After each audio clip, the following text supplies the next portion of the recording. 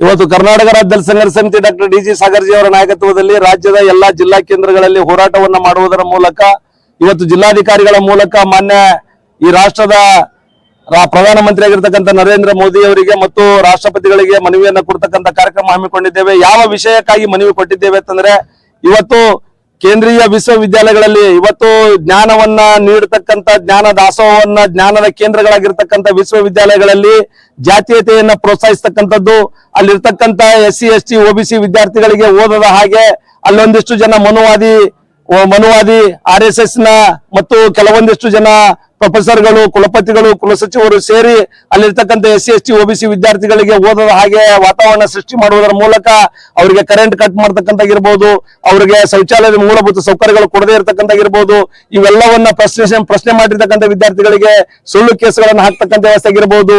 ಈ ಸುಳ್ಳು ಕೇಸಿಗೂ ಕೂಡ ಬಗೆದೇ ಇರತಕ್ಕಂಥ ವಿದ್ಯಾರ್ಥಿಗಳಿಗೆ ಒಂದಿಷ್ಟು ಮಾನಸಿಕ ಹಿಂಸೆಯನ್ನು ನೀಡುವುದರ ಮೂಲಕ ಅವರು ಆತ್ಮಹತ್ಯೆಗೆ ಶರಣಾಗುವ ಹಾಗೆ ಮಾಡ್ತಕ್ಕಂಥ ವಾತಾವರಣ ಸುಮಾರು ದಶಕಗಳಿಂದ ಈ ದೇಶದಲ್ಲಿ ನಡೀತಾ ಬಂದಿದೆ.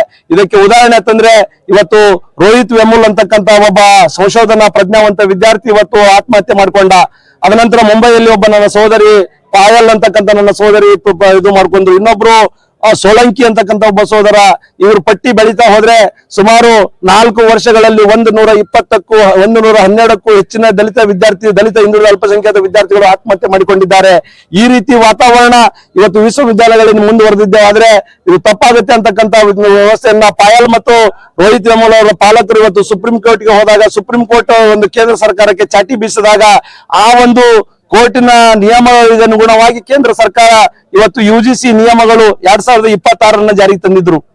ಇದನ್ನ ಪ್ರಶ್ನೆ ಮಾಡಿ ಅನೇಕ ಜನ ಬಿಜೆಪಿಯ ಮುಖಂಡರು ತಮ್ಮ ಹುದ್ದೆಗಳಿಗೆ ರಾಜೀನಾಮೆ ನೀಡುವುದರ ಮೂಲಕ ಹೋರಾಟ ಮಾಡುವುದರ ಮೂಲಕ ಕೊನೆಗೆ ಸುಪ್ರೀಂ ಕೋರ್ಟ್ಗೆ ಹೋಗಿ ಸ್ಟೇ ಅನ್ನ ತಂದ್ರು. ಆ ಕಾರಣಕ್ಕಾಗಿ ಇವತ್ತು ದಲಿತ ಸಂಘರ್ಷ ಸಮಿತಿ ಆಗ್ರಹ ಮಾಡ್ತಾ ಇದ್ದೇವೆ. ಸ್ಟೇ ಅನ್ನ ತೆರವುಗೊಳಿಸಬೇಕು.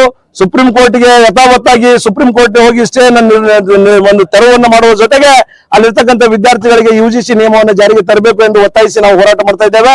ಅಕಸ್ಮಾತ್ ನಾವು ಮಾಡ್ತಕ್ಕಂಥ ಹೋರಾಟ ನಿರ್ಲಕ್ಷಿಸಿದೆ ಆದ್ರೆ ಇನ್ನೂ ಕೂಡ ಬಹುದೊಡ್ಡ ಆಗಿರ್ತಕ್ಕಂಥ ಹೋರಾಟವನ್ನು ನಾವು ಮಾಡ್ತಾ ಇದ್ದೀವಿ ಅಂತಕ್ಕಂಥದ್ದು ದಲಿತ ಸಂಘರ್ಷ ಸಮಿತಿಯ ಪರವಾಗಿ ನಾನು ಹೇಳಿಕ್ಕೆ ಬಯಸ್ತಾ ಇದ್ದೀನಿ. ನಾನು ಮಾತಾಡ್ತಕ್ಕಂಥದ್ದು YC ಮಯೂರ್ ಅಂತ ದಲಿತ ಸಂಘರ್ಷ ಸಮಿತಿಯ ಜಿಲ್ಲಾ ಸಂಘಟನಾ ಸಂಚಾಲಕನಾಗಿ ಮಾತಾಡ್ತಾ ಇದ್ದೇನೆ. ಜೈ ಭೀಮ್, ಜೈ ಪ್ರಬುದ್ಧ ಭಾರತ. ಇನ್ನೊಂದೇನಪ್ಪಾ ಅಂತಂದ್ರೆ ಸ್ವತಂತ್ರ ಸಿಕ್ಕಿ ಅರ್ಧ ದಶಕಗಳು ಕಳೆದು ಹೋದ್ರು. 75 ಅರ್ಧ ಅಲ್ಲ, ಸುವರ್ಣ ಮಹೋತ್ಸವ ದಲಿತರನ್ನು ಪದೇ ಪದೇ ತುಳಿಲಾಗುತ್ತಿದೆ ಆಗ್ತದೆ. ರಾಜ್ಯ ಆಗಲಿ ಅಥವಾ ದೇಶದಲ್ಲಿ ಯಾಕೆ ಸರ್ ಈ ತರ ಆಗ್ತದೆ? ಈ ದೇಶದಲ್ಲಿ ಆಡಳಿತ ಅಂತಕ್ಕಂಥದ್ದು ಕೇಂದ್ರೀಕರಣ ಆಗ್ತಾ ಇದೆ. ಒಬ್ಬ ವ್ಯಕ್ತಿ ಪೂಜೆ ಆಗ್ತಾ ಇದೆ, ಸಂವಿಧಾನದ ಪೂಜೆ ಆಗ್ತಾ ಇಲ್ಲ. ಸಂವಿಧಾನದ ಆಶಯಗಳಿಗೆ ಗೌರವ ಕೊಡ್ತಕ್ಕಂಥ ವ್ಯವಸ್ಥೆ ಆಗ್ತಾ ಇಲ್ಲ. ಒಬ್ಬ ವ್ಯಕ್ತಿ ಏನ್ ಹೇಳ್ತಾ ಇದ್ದಾನೋ ಧರ್ಮದ ಆಧಾರ ಧರ್ಮ ಬಂದು ಹೋಗ್ತಾ ಇದೆ ರಾಜಕಾರಣದಲ್ಲಿ. ಆ ಧರ್ಮ ಶ್ರೇಷ್ಠ, ಈ ಧರ್ಮ ಶ್ರೇಷ್ಠ ಅಂತಕ್ಕಂಥ ವ್ಯವಸ್ಥೆ ಬರ್ತಾ ಇದೆ. ಬಡವರನ್ನ ಏಳಿಗೆ ಮಾಡಬೇಕು ಅಂತಕ್ಕಂಥ ದುಷ್ಟ ಮನಸ್ಸುಗಳು ಸಮಾಜದಲ್ಲಿ ಬಹುಸಂಖ್ಯಾತರ ರೂಪದಲ್ಲಿ ಇದ್ದ ಕಾರಣಕ್ಕಾಗಿ ಸಂವಿಧಾನದ ಮೌಲ್ಯಗಳು ಅಧಪತನಗೊಳ್ತಾ ಇವೆ. ಆ ಕಾರಣಕ್ಕಾಗಿ ನಾವು ಸಂವಿಧಾನದ ಮೌಲ್ಯಗಳನ್ನು ಎತ್ತಿ ಇಡುವುದರ ಮೂಲಕ ಸರ್ವ ಸಮಾಜವನ್ನ ಸರ್ವ ಧರ್ಮವನ್ನ ಪ್ರೀತಿಸ್ತಕ್ಕಂಥ ನವ ಭಾರತದ ನಿರ್ಮಾಣಕ್ಕಾಗಿ ದಲಿತ ಸಂಘರ್ಷ ಸಮಿತಿ ಹೋರಾಟಕ್ಕೆ ರೂಪುಗೊಳಿಸ್ತಾ ಇದ್ದೇವೆ. ಧನ್ಯವಾದ. Thank you. ತಪ್ಪದು ಬಂಡೆದ್ದರು ಕೆಲವು ನಮ್ಮದಂತಕ್ಕಂಥ ಮಾತನ್ನು ಹೇಳಿರ್ತಕ್ಕಂಥ ಸಂವಿಧಾನ ಶಿಲ್ಪಿ ಡಾಕ್ಟರ್ ಬಾಬಾ ಸಾಹೇಬ್ ಅಂಬೇಡ್ಕರ್ ಅವರನ್ನ ಈ ಪವಿತ್ರ ವೇದಿಕೆ ಮೂಲಕ ಸ್ಮರಿಸ್ತಾ ಇವತ್ತು ಕರ್ನಾಟಕ ರಾಜ್ಯ ಸಂಘರ್ಷ ಸಮಿತಿ ಜಿಲ್ಲಾ ಶಾಖೆ ವಿಜಯಪುರದ ವತಿಯಿಂದ ಹಮ್ಮಿಕೊಂಡಿರ್ತಕ್ಕಂಥ ಈ ಒಂದು ಮಹತ್ವದ ಹೋರಾಟ, ಈ ಒಂದು ಹೋರಾಟದಲ್ಲಿ ಭಾಗವಹಿಸಿರ್ತಕ್ಕಂಥ ನನ್ನ ಆತ್ಮೀಯ ಹೋರಾಟಗಾರರಾಗಿರ್ತಕ್ಕಂಥ ಸಿದ್ದು ರಾಯಣ್ಣ ಅವರನ್ನು ಒಳಗೊಂಡು, ಮಾತೆ ಸಾಸಾಬಳ್ಳ ಅವರನ್ನು ಒಳಗೊಂಡು, ಇನ್ನೋರ್ವ ಸಂತೋಷ್ ಮಣಗೇರಿ ನನ್ನ ಸೋದರನ ಒಳಗೊಂಡು ಎಲ್ಲ ದಲಿತ ಸಂಘರ್ಷ ಸಮಿತಿಯ ತಾಲೂಕಾ ಸಂಚಾಲಕರನ್ನು ಒಳಗೊಂಡು ಬಂದಿರತಕ್ಕಂಥ ಯಾವತ್ತು ನನ್ನ ಹೋರಾಟಗಾರರ ಬಂಧುಗಳಿಗೆ ವೇದಿಕೆ ಮೂಲಕ ಮೊಟ್ಟ ಮೊದಲನೇದಾಗಿ ಅನಂತಕೋಟಿ ಜೈ ಭೀಮ್ ನಮನಗಳನ್ನು ಸಲ್ಲಿಸಲಿಕ್ಕೆ ಬಯಸ್ತಾ ಇದ್ದೇನೆ. ಬಂಧುಗಳೇ, ಇವತ್ತು ಮಾಡ್ತಕ್ಕಂಥ ಹೋರಾಟ ಇದು ಬಹಳಷ್ಟು ಅರ್ಥಪೂರ್ಣವಾಗಿರ್ತಕ್ಕಂಥ ಹೋರಾಟ. ಈ ದೇಶದಲ್ಲಿ ಬಹುತ್ವದಲ್ಲಿ ಏಕತೆಯನ್ನು ಹೊಂದಿರತಕ್ಕಂಥ ದೇಶ ಭಾರತ. ಹಲವಾರು ಜಾತಿ, ಮತ, ಪಂಥಗಳು, ಭಾಷೆಗಳು ಇರತಕ್ಕಂಥ ದೇಶ ಭಾರತ.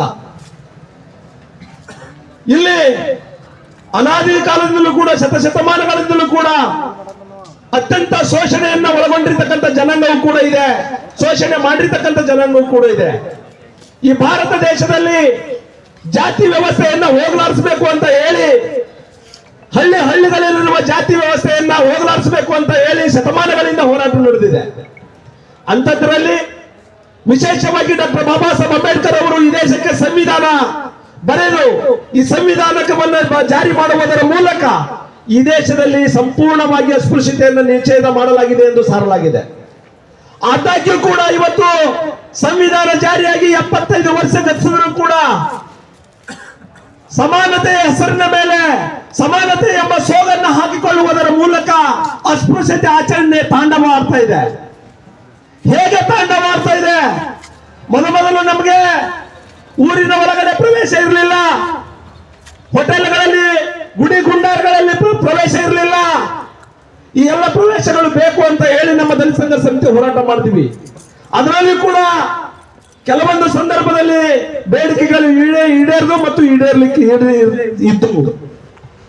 ಇನ್ನುವರೆಗೂ ಕೂಡ ಅವ್ಯಾತವಾಗಿ ಅಸ್ಪೃಶ್ಯತೆ ಆಚರಣೆಯಲ್ಲಿ ಹಳ್ಳಿಗಳಲ್ಲಿ ಪಟ್ಟಣಗಳಲ್ಲಿ ನಾವು ಕಾಣ್ತಾ ಇದ್ದೇವೆ. ಆದ್ರೆ ಇವತ್ತಿನ ಹೋರಾಟ ವಿಶ್ವವಿದ್ಯಾನಿಲಯಗಳಲ್ಲಿ ನಡೀತಕ್ಕಂಥ ಅಸ್ಪೃಶ್ಯತೆಯನ್ನು ತಡೆಗಟ್ಟಬೇಕು.